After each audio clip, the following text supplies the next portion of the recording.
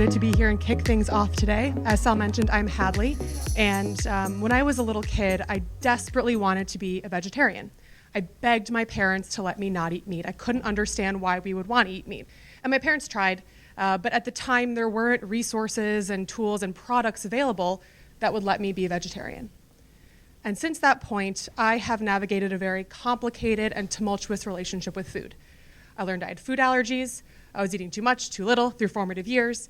And eventually I circled back to vegetarianism, even veganism, and I built this toxic relationship with food for myself. Eventually I opted to hit this toxicity head on. And I invested time and energy into learning about food and our food system. I have since dedicated much of my education and now my career to food and better understanding the end-to-end food value chain. That is all the way from production to consumers. And again, oversimplified, but and through this process, I have learned that our food system is broken, and we need to build a future in food that is more sustainable, nutritious, and equitable. To highlight a handful of these stats, 31% of human-made greenhouse gas emissions are from our food system. 73% of food in our supply chain is ultra-processed. And 17% of people are still living in food deserts, meaning they don't have access to healthy food. Now, I'm fortunate to have found a place where I am now an omnivore. I call myself a mindful omnivore, a trained plant-based chef, and a hyper-conscious consumer. And a key part of that journey for me was legumes. Legumes helped me understand how to better balance my protein and meat intake and ultimately build a healthier relationship with food. And today I'm going to share with you how legumes, when more purposefully included in our food system, can build a future in food that is more sustainable, nutritious, and equitable.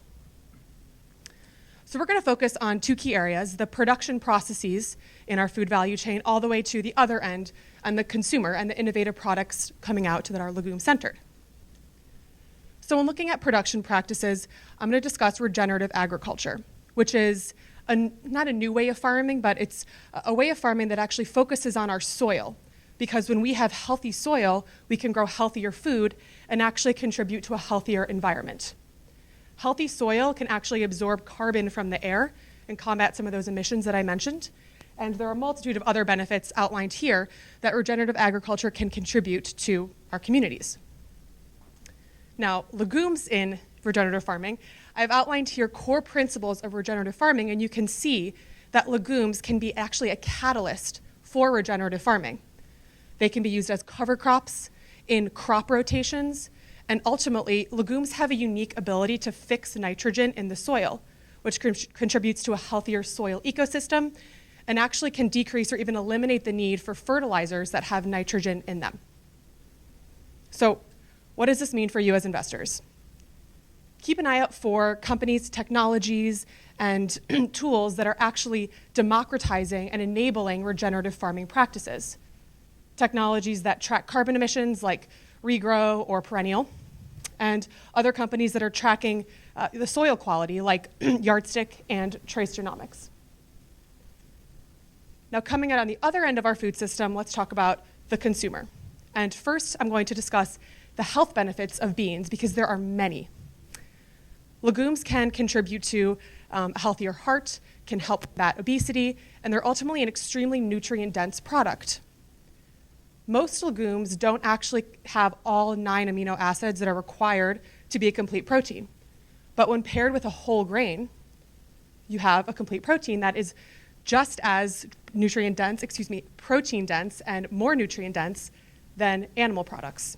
So that's why in many cultures and cuisines, you see a bean paired with a grain. Now, what do consumers want? Consumers want more plant-based products. They're looking for alternatives to meats, and they're looking for transparency, sustainability, and convenience in the products that they're consuming. I highlighted here, I'm so thrilled to see legumes in some mainstream media. But Whole Foods has actually noted that in 2024, the number one trend they anticipate is protein products that are actually made with whole vegetable ingredients, and not the alt proteins that are coming on the market that are synthetic or lab grown. So really excited to see this. And what does this mean for you as investors? look for products that are putting legumes at the center of the plate. There have been products out that are putting legumes in as pastas and or other carb-based products, but let's put legumes at the center of the plate as a meat alternative. Let's make them fun, convenient, delicious, because they are. And let's also find products that position legumes as snacks. Now, in summary, legumes in our food system can build a future that is more sustainable, nutritious, and equitable.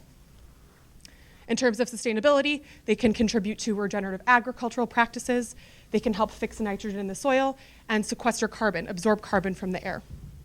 From a nutrition standpoint, they can help to, with gut health, combat the obesity epidemic that's occurring in the country. And in terms of equitability, they're inexpensive to grow, they can grow almost anywhere, and they're extremely nutrient dense. So I thank you. As consumers, I urge you to eat more beans, please. As investors, identify technologies that contribute to regenerative farming practices and products that put legumes at the center of the plate, so that we all as consumers can have the optionality and the power to make choices about how we eat. Thank you.